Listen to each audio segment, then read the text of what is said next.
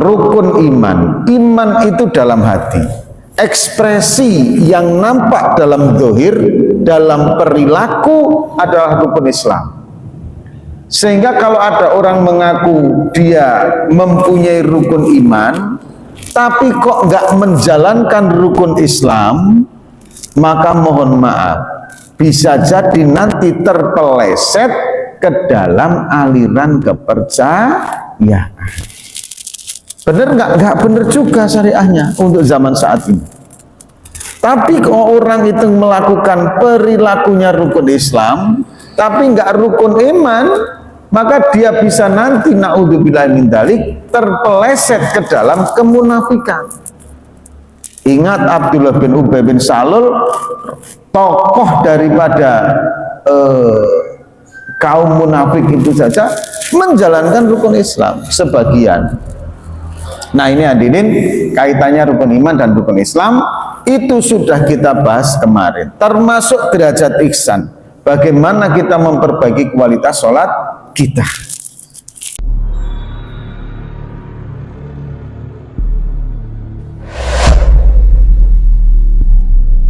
Assalamualaikum warahmatullahi wabarakatuh.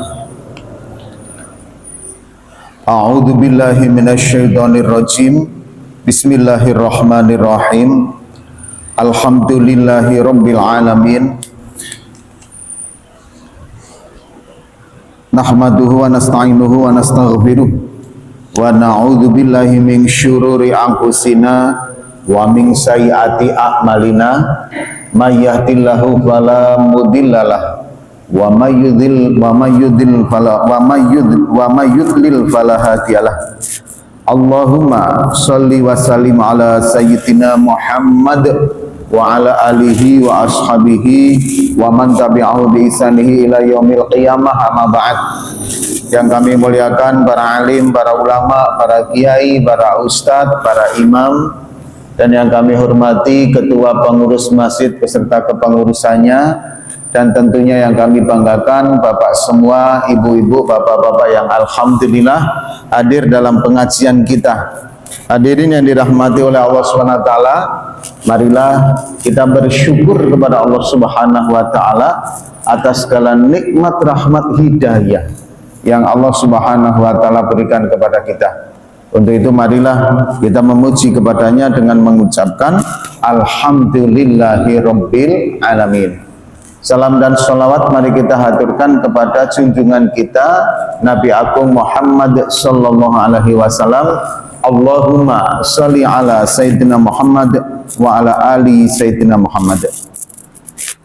Bapak Ibu yang dirahmati oleh Allah SWT, sebelum kita lanjutkan, marilah kita membaca zikir tahlil dan doa sebentar yang pahalanya insya Allah kita hadiahkan ke Bapak Suyatin, ya, Suyatin bin Bapak Jarkoni, yang dimana beliau telah mendahului kita 2-3 hari yang lalu, dan kita juga hadiahkan pahalanya kepada almarhum-almarhumah dari jamaah pengajian kita ini.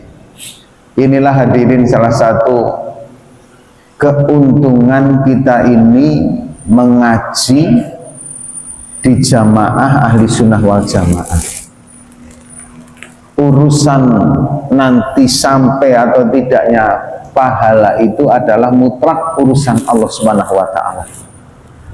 Tapi kita paling tidak untuk mendoakan saudara kita yang setiap hari juga atau setiap kita mengadakan pengajian ini hadir, maka kita doakan dan kita berikan atau kita hadiahkan pahala dari zikir kita.